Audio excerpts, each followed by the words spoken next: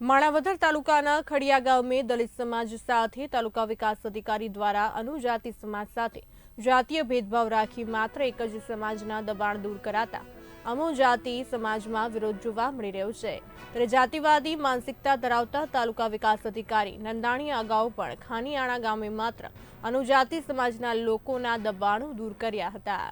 અન્ય લોકોને નોટિસ પાઠવી કોઈ પણ કામગીરી ન કરી હોય ત્યારે આજે માણાવદર તાલુકાના ખડિયા ગામના દલિત સમાજના લોકોએ અનુસૂચિત જાતિ સમાજ જૂનાગઢ જિલ્લાના પ્રમુખને સાથે રાખી જિલ્લા કલેક્ટરને આવેદનપત્ર આપી રજૂઆત કરી હતી।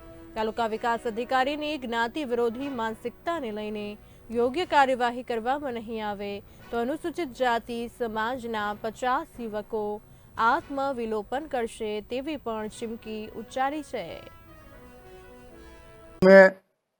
જૂનાગઢ જિલ્લાના માણાવદર તાલુકાના ખડિયા ગામના જે દલિતો છે એમનું દમન તંત્ર દ્વારા એકતરફી દૂર કરવામાં આવ્યું છે અને બીજા જે સવર્ણ સમુદાયનું દબાણો છે એ દબાણોમાં ખાલી નોટિસો આપી કાર્યક્રમો ઘડી અને ટીડીઓ અને મામલતદાર જાતા નથી। એના અનુસંધાને આજે અમે જિલ્લાના નામદાર કલેક્ટર સાહેબ, એસપી સાહેબ અને ડીડીઓ સાહેબને રજૂઆત કરીએ છીએ અને એટ્રોસિટી એક્ટની કલમ 3(1) જોગવાઈ છે કે કોઈ સરકારી કર્મચારી ઈરાદાપૂર્વક માત્ર દલિત સમાજના લોકોને ટાર્ગેટ કરીને આવી કાર્યવાહી કરે તો એની સામે એટ્રોસિટી એક્ટ મુજબ ગુનો પણ દાખલ થઈ શકે છે।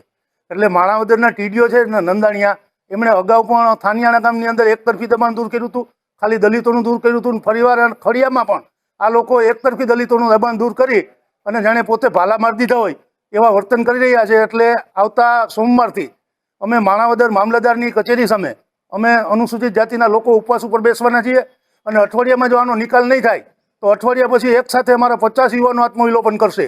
આ ટીડીઓ અને મામલતદાર સામે કાર્યવાહી કરવાની માંગ